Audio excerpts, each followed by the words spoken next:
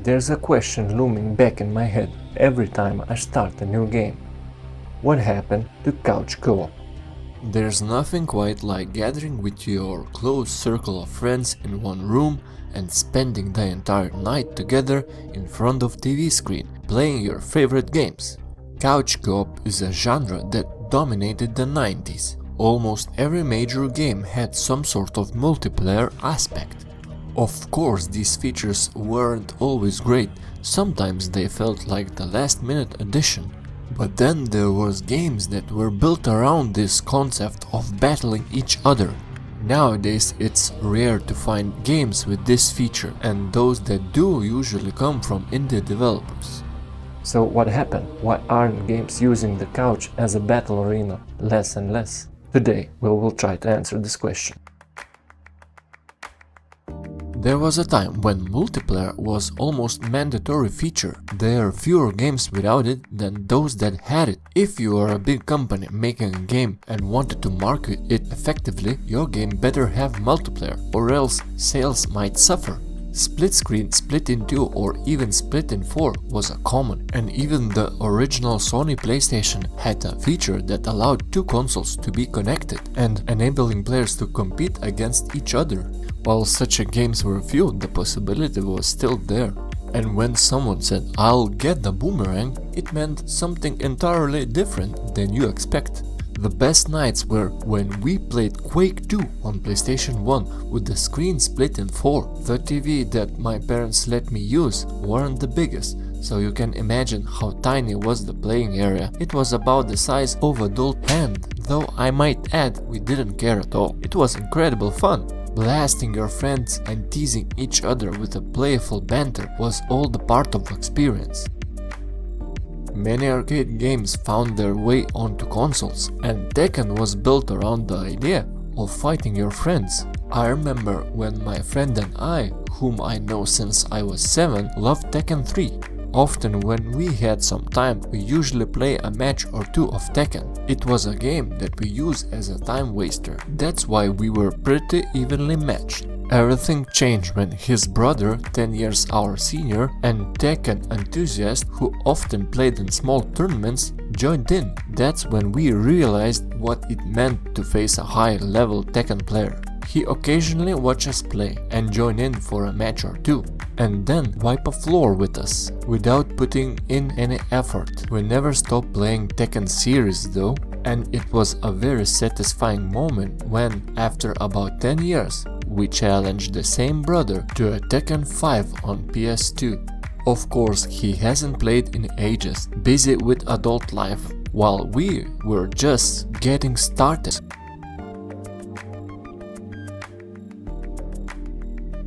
We knew all of those games well because each one allowed us to crush our friends while sitting right next to them. Everything changed when internet came to play. Game boxes were often covered with large promotional stickers advertising broadband online game or online-only features. Back then, the word online was synonymous with being cool and knowledgeable in the virtual world. It was considered cool to have a nickname or screen name, and all our friends had their own and always used them while playing or chatting online. And we would use them to address each other also, which is very cringe when you think about it now. It was early 2000s. The movie Matrix showed the world we might have wanted to live in, but reality was much stranger. When the internet became mainstream, it was advertised as the greatest thing ever, and you weren't cool if you didn't have internet at home. So we would beg our parents to get one.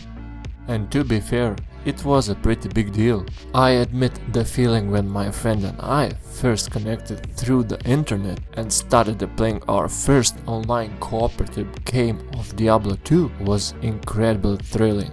Each of us controlled our own characters from the comfort of our homes. It was just like the Matrix, and the possibilities seemed endless. No more sharing the same computer, I could finally play with him on my own setup. Oh, how foolish I was. Who could have guessed that exactly 24 years later I would be complaining on the internet about disappearing of those primitive couch multiplayer games? Don't get me wrong, online games are fantastic and have their own benefits, especially the MMORPGs. But in my opinion, game developers and publishers are now pushing always online games too hard. The worst of them even when they could work perfectly offline. For example, games like Diablo 4 could easily include an offline mode similar to its predecessors and still require constant internet connection, even for single-player content. This changes alienates players who prefer solo experience or who might have unreliable internet access. Another example is Gran Turismo 7, a racing game that enforced an always online requirement, even for modes like single-player races and car customization, which traditionally wouldn't need internet connectivity. Similarly, Redfall, an open-world shooter, insists on being connected to the internet, even though the core gameplay can be enjoyed solo.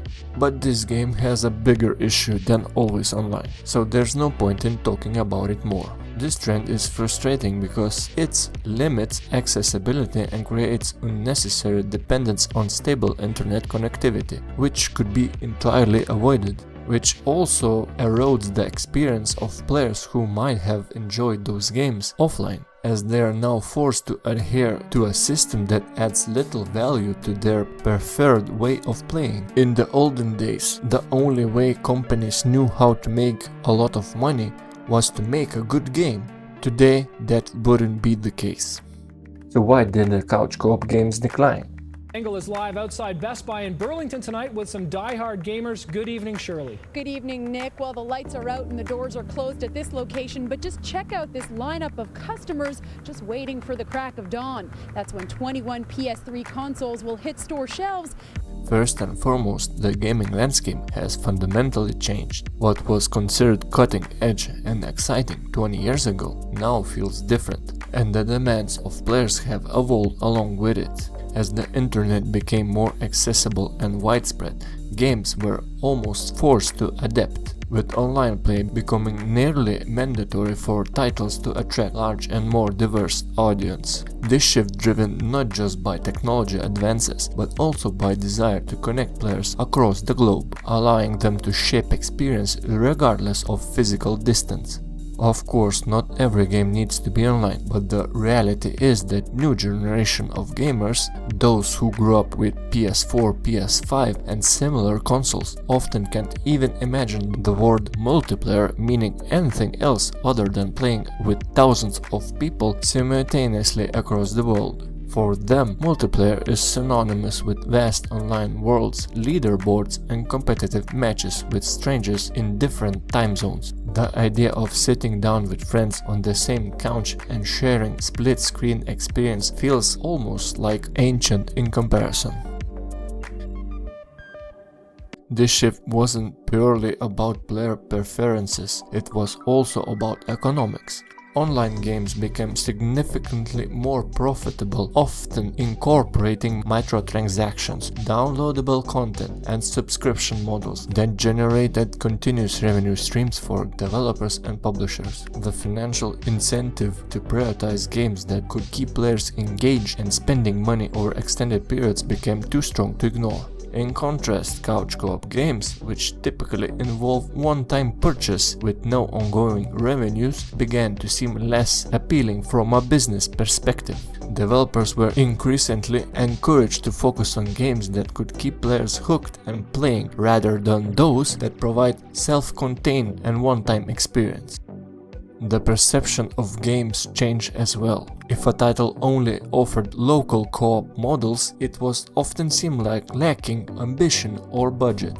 The industry started to associate high-quality games with robust online features and the ability to connect players worldwide. As a result, games without these features were sometimes dismissed as low-tier or niche, even if they delivered incredible fun in local multiplayer settings. Moreover, social changes played a significant role. The younger generation have grown up with the internet and online communities as integral part of their social lives. For many, the idea of playing a game means logging in, chatting with friends via headset, and joining massive online matches. They don't feel the same sense of loss when it comes to the disappearance of couch co-op, because their formative gaming experience have been shaped by the internet. So the last question is there still a place for couch co-op games anymore? Despite these changes, there is still a demand and place for couch co-op games. While not as many couch co-op games are released these days, they still exist, and some developers go extra mile to create experiences that bring back the joy of playing together with friends in the same room. For example, Tekken 8 still allows you to play against a friend side by side, maintaining the spirit of friendly competition that has been a hallmark for the series for decades, even though it's now possible to compete against players from all over the world. Don't forget the titles like It Takes Two and Overcooked, who have become modern-day staple of couch co-op, providing that this style of gaming still has vibrant community. It Takes Two is particularly notable for how it emphasizes collaboration and communication between two players, making it impossible to proceed without working together.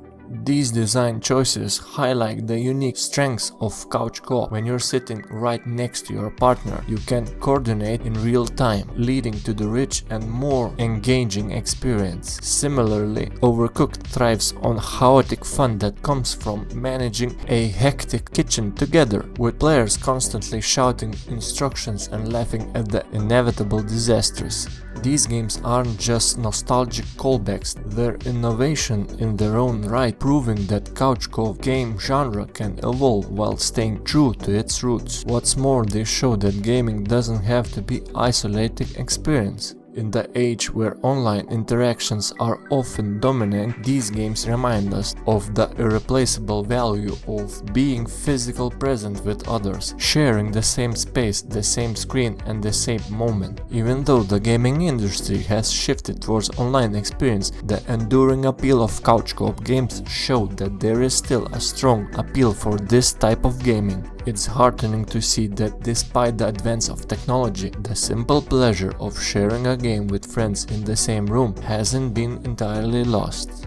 Games like Baldur's Gate 3 from the Larian studio show that even big boys still know the joy of couch co-op.